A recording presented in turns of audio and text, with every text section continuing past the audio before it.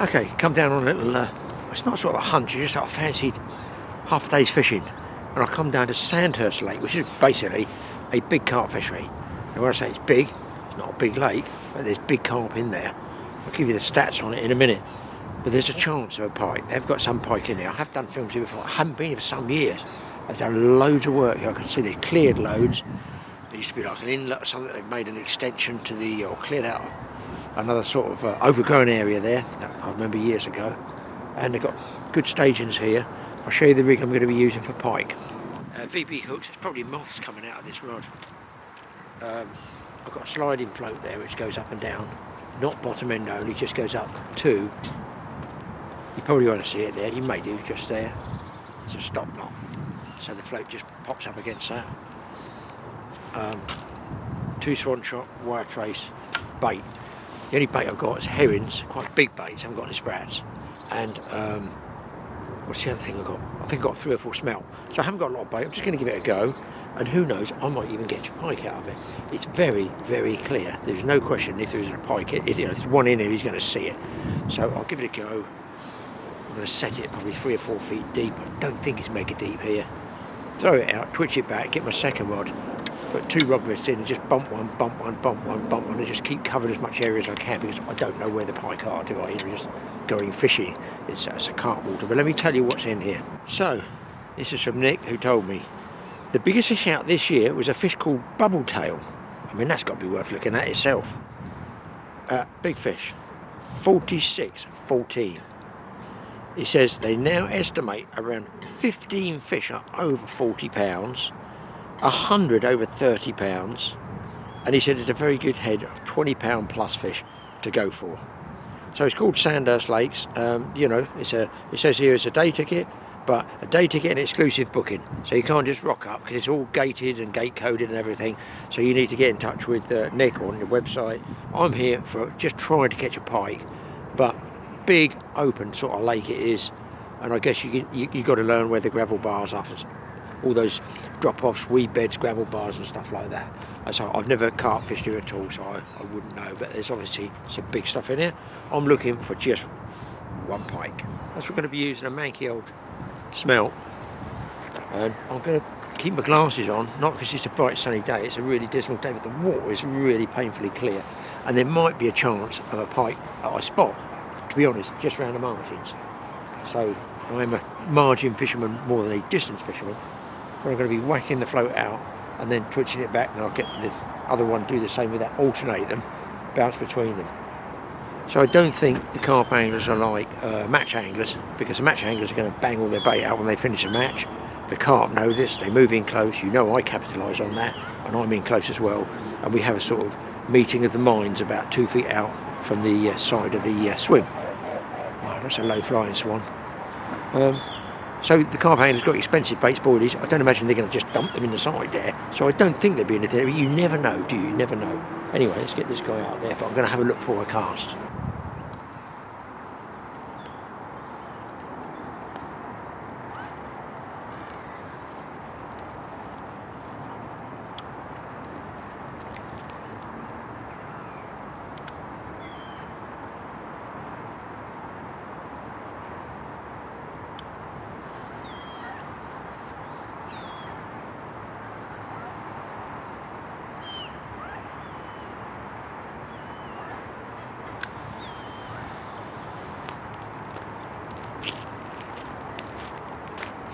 Right, problem number one, I've got plenty of ice in this and it won't sink, so I'm going to take the shot from here and put it down by the bait.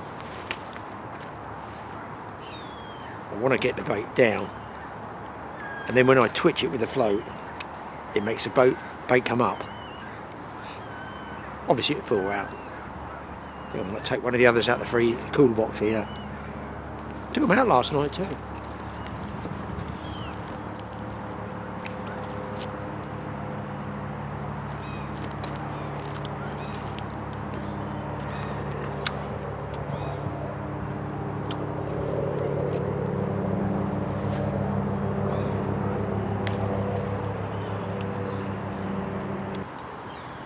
Okay, second rig is pretty well exactly the same, except I've got pretty big North Sea herring of dubious vintage. somebody gave me that had been in their freezer for several years. So it's going on a little outing. Bigger float, and that one is bottom end only with a stop knot on the top. Why, you ask yourself? That's because it's the second one that came out of the box. Throw it out and then I can start working those 2 rods.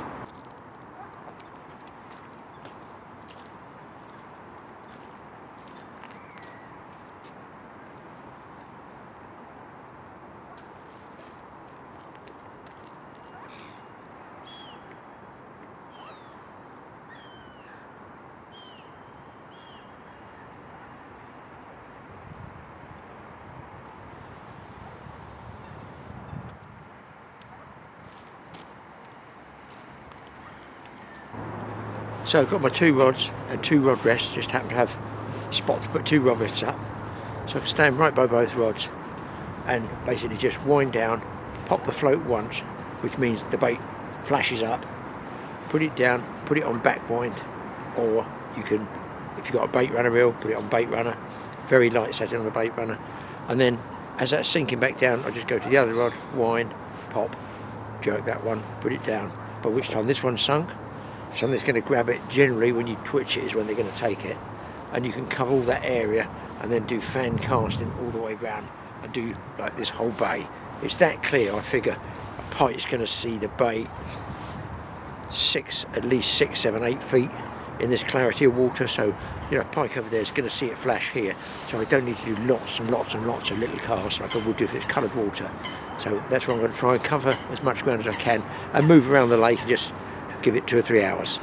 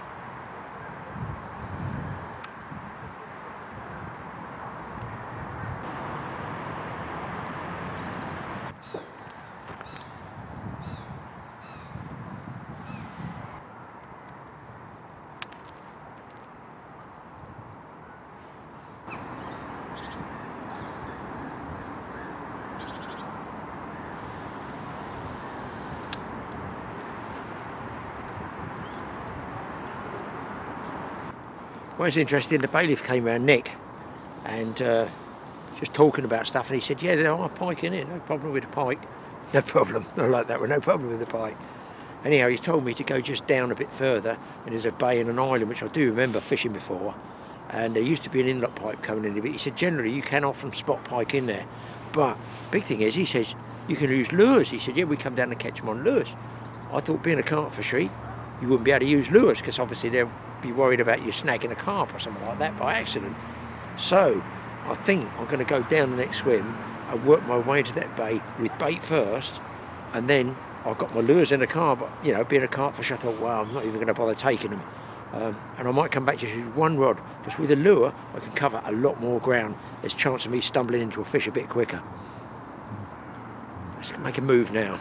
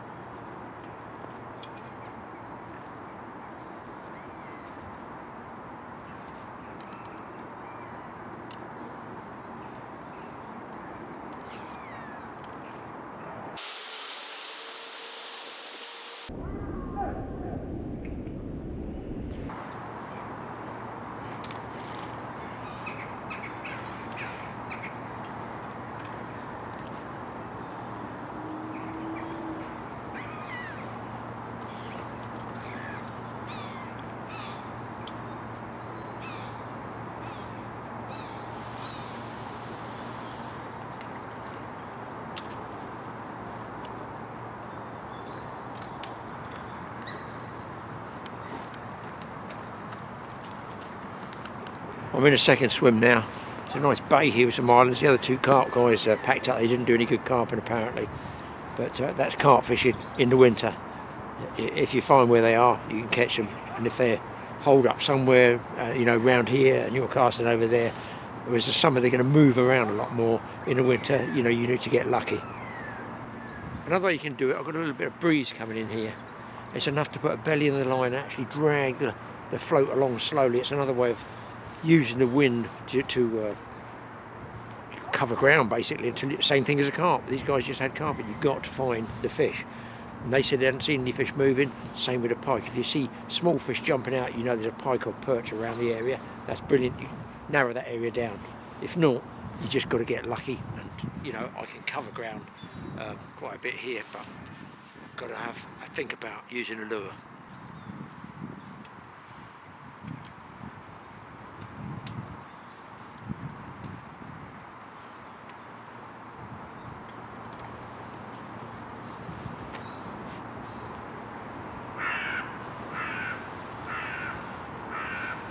See, another pointer is sometimes you get really, really clear water, and this is clear, and perhaps with bait it might sort of work against you. They can see too much. They might even see the hook on there, the shot on there, might be a little bit wary. With a lure, it's got more violent actions. Looking live, they might just crash at it. So that's the other hunch I've got to try and maybe having a go with a lure. Got too many options now. I spoke to that Nick the bailiff.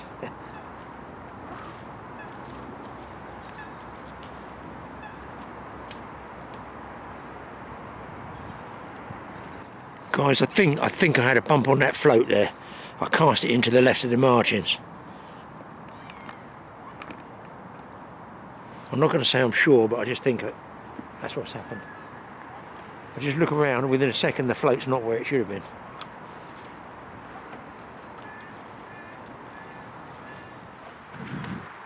Guys, I just had a pick up in what they call stalking.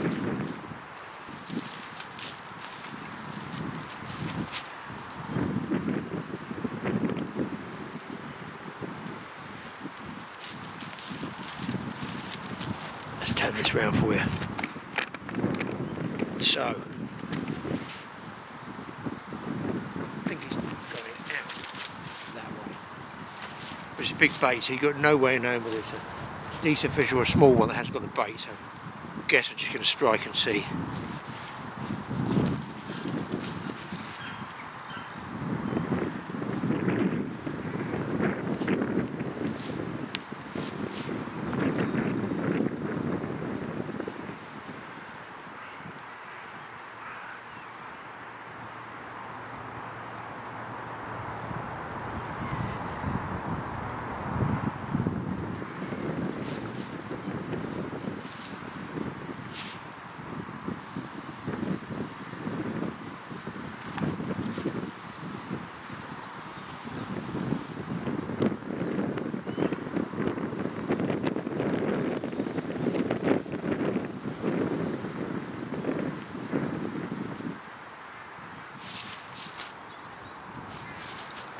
Yeah, I've got him. I couldn't show you much of the fight.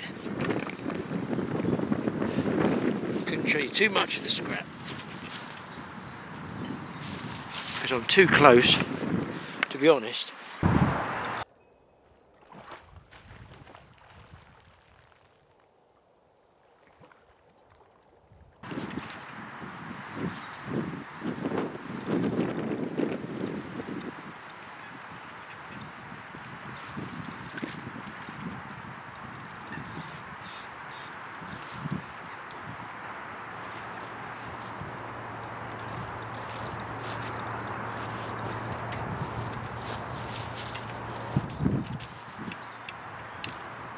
That's a very fat fish, that one.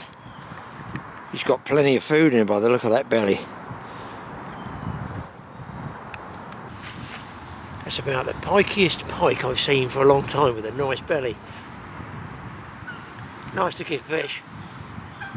I'm not going to weigh him. Well, partly he's on bony scales. I'm going to call him.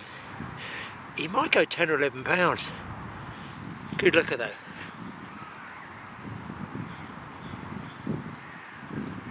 Oh, he's getting heavy, it's getting back. Now that is a short, fat fish. He's probably going to go fairly quickly. There he goes. Straight back under the bush. Got him just off that, well, see, my bait is actually over there.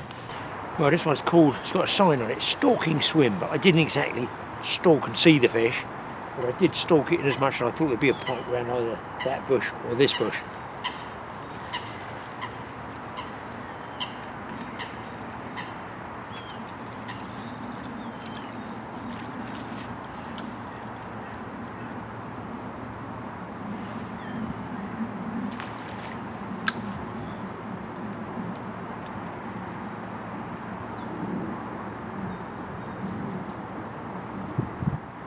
Yeah, what I'm doing is casting away from the snag and, like I said, letting that little drift in the line take the float towards the snag. That way I don't cast into the snag. What you also got to do is watch it. Your belly in the line doesn't reach your snag first. So it's a question of watching it, which I've got to do now.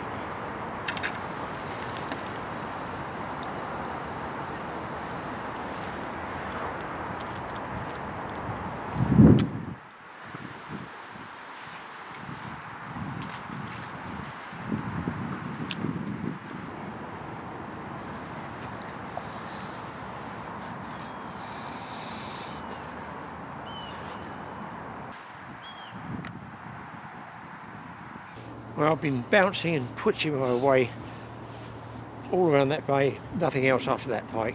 I've come out onto an island bit, tried out the front end of the island because the guys packed up carp fishing there and nothing there, so I think I'm going to go back, get some grub.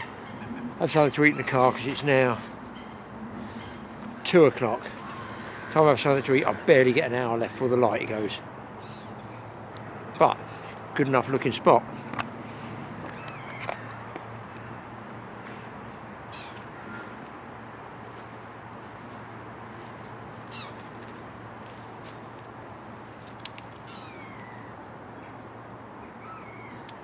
Basically covering anywhere I think is a little bit of an overhang because I don't know the water, so I don't know where the gravel bars are, I don't know where the weed beds are. Obviously there are going to be pike spots laying all out in the middle, but I can't get to them because I don't know them and I spend a lot of time fishing and searching. Whereas this way at least I'm halfway sure I might bump into the odd pike around the margins.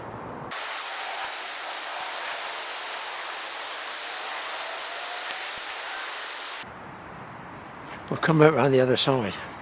I haven't seen any other, well, there's not many people carping, but I haven't seen the action of the carp. I'm off the wind here, so I don't really know whether this is a good pike area or not. No, obviously on the wind, with the wind in your face, that's generally a good spot. Retrospect, maybe I should have stayed and worked that. It's too late now, it's gone 3:10, so I've got 30 minutes of decent light left. It's dark up here, pitch black at 4 o'clock in the afternoon.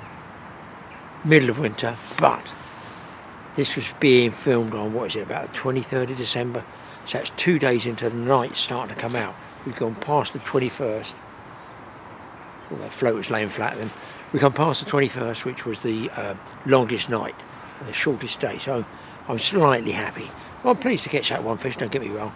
I made a bad, rash mistake of saying, oh, I only want to catch one pike. Now I want to catch another one now, where I know when the light goes down, the pike settle down a little bit. Anyway, I just worked my way along this bank and fished till it's pretty well too dark.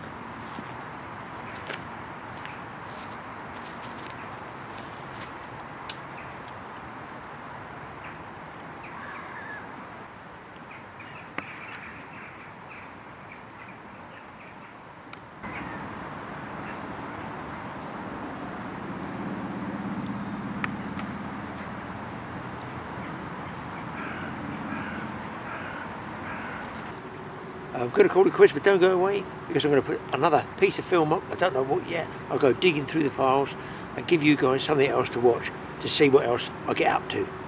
I'm down to the 5-minute warning. I'll see you back wherever I'm going now. Workshop, tackle shack, office, who knows where I'll end up. Straight jacket, I should think.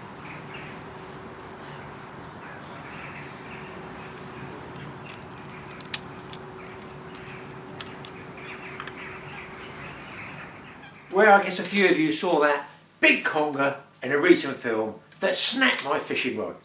I quite enjoy fishing with that rod. It's a long one. Whether I've pinched it somewhere in the car or not, I don't know. But first job is to see if I can salvage it. I certainly don't want to go and buy a new one. That won't be happening. That one, in fact, was given to me by one of our supporters. It's quite a nice rod actually, but who knows? The tip is weird. I don't know. I'll show you in a minute. A sort of fibre down the middle of it. I'm going to try and salvage it. Basically, strip off the intermediate and pop on a tip ring. So, what you got to do is you get off the intermediate, but what struck me of interest was the fact that where it is sort of snapped, you can see that black dot in the middle, in the centre there. That's actually a piece of loose, it's like a piece of cotton or fibre. It's just loose. I feel that should be set, rigid, and it's not. It's like a piece of cloth, so I don't know what that's all about. But I've got to get that tip ring off there. So what I also noticed by the tip ring, watch this. I push it one way, nothing. I push the other way and it's done the same thing. Look, it's bent right over. I think I've been fishing with that for a long time. That's broken. The only thing that's holding it in place is that tiny black fibre in the centre. If I show you from another angle, you can see it. I don't know what's done that. It's beyond me. So I've got the tip ring taken off. I've got the intermediate ring. Sorry, turn it around the other way, Graham. I've got the intermediate ring taken off there. I'm going to use that again. I'm going to light the gas. I'm now going to remove the tip ring, and I'm only going to do this by warming it. Once the paint catches a light, I take it away from the gas. So warm it, don't put it too close. See it catch light? That's the paint catching light. So all I do is just try and warm and soften that glue there, because I got no idea what epoxy glues they're using, but mostly if you do slow warming, 2 pairs of pliers, it pops off as sweet as a nut. Then I've got some special little files here, very fine ones. Going to select those, and what I'm going to do is get down inside there to try and get rid of any other excess hard glue that might have dried from the previous manufacturer when they made it, because otherwise I'm going up in a diameter as I'm coming down the rod, and I'm just hoping I've got enough on the tip left that will actually go inside there. I'll just clean off the excess paint from the outside. Just use a flat file, then using a hacksaw and a great deal of care and a Stanley knife, or a box cutter as I'd say, I trim it off the end, scrape off the excess varnish, try and shave it down, finish that with a bit of rough sandpapering so I can taper it down and sort of tidy it up. You've got to allow enough space, don't have it so tight, it's got to be loose, that ring, because you've got to put glue on the inside of it. So if you put it in too tight, there's no space for the glue, is there? I mix up a 2-part epoxy. In my case it's araldite. You can get a rapid, or you can get one that goes off slower. I just roll that tip ring into the blank in a bit of that araldite, and the rest I get on a straightened out paper clip that I can push down inside the tip ring there. I want it down inside, and that's the reason that I use that special file to get down inside it to clean the rubbish out. Carefully place your tip ring over the top. Make sure that there's a gap of air that can come out of just on the top up there at the other end of the tip ring, otherwise it springs off like that. So you need to have a bit of air and push it on nice and tight. Then I get just a bit of spit on my finger, yuck, and just dab and soften off, and just basically move the excess of the araldite down the blank. Finally, get it lined up so the rings are in line, and stand it somewhere so that it doesn't twist and it sets properly. Oh, that temperature. It's freezing outside, but in here, in that greenhouse, where else would you want to be? It's lovely. People, fishing knives. Beach fishermen have knives. Boat fishermen most definitely have knives. Very large knives. Now, Do you guys prefer knives like these? Now that one I call a standard sort of bowie shaped blade, but look at this one. What's that one? With more of a curve on it. And of course it's got a bottle opener, and at the back here a descaling scraper thingy. But does this one cut better, or does that one kind of cut better because it's got that curve on it? It's quite an unusual shape, that one there. So you can see the two if I put them together. Hopefully you can see what they look like. Can you see that would go on the left hand hip? Surely you wouldn't put it on the right hand hip, because it sort of looks like the curve would open the other way. I'm going to ask you knife guys out there, are there in fact right and left-handed knives? It appears so. You know, so if you're right-handed, you go and make sure that the sheath goes that way on the right, and if you're left-handed, do you get that? You can see the curve of the sheath is the opposite way to put it that way. All these questions and much more are only asked on the Totally Awesome Fishing Show. Also, if you're a fisherman, do you prefer longer knives, long thin filleting knives, or do you like what we call a multi-tool, which has got like pliers, can still go on your hip, obviously opens up. Don't ask me what this one's called, guys. I'm not selling them, you know me, I don't sell stuff, I'm not getting all that sponsorship stuff. Must have this, must have that. It's got a little screwdriver there, a very small, quite sharp blade there, bottle opener, little raggedy bit for doing whatever it does, skinning moles or something like that. No, not on your face, not that type of mole. And a blade there, which is, one assumes, within the regulations of whatever country you have, 2.5, 3 inches, whatever it is. We have all different rules here in the UK. I think in America you have bayonets you can go out with, I don't know. Check your rules and regulations. Don't go around the shopping centre with a great big knife, really, because you're going to fall in trouble. So do you guys like ordinary standard knife, to have a standalone knife, or do you have a multi-tool? If so, which do you reckon is the multi-tool that's the best for fishing? Because Mike put a film up, that's TA Outdoors, go and check his one. He's got a multi-tool one up there. God, I think he's had 100,000 views on it, 200,000 views, a lot of views on this knife, and all the different things that you could do with it. So check it out, TA Outdoors. You'll see the knife stuck like this, and you know, it's basically a sort of big giant multi-tool. It's good, yeah, check it. I was amazed at the number of things you could do with it. People, hopefully we get you a fishing program soon, but I thought that would be a filler for you. And of course, if you're sharpening knives, you might want to go out in your workshop and see how sharp you can get it. Try not to get yourself. Have a bit of respect. Get the health and safety, whatever it says, health and safety, all, get glasses, goggles, masks, PPE, whatever. I do my knives my way, that's it. I'm in a workshop, I've only sharpened for 60 years like that, but still. Guys, we'll see you next time. Enjoy, stay safe out there, and we'll get you some fishing fields coming up.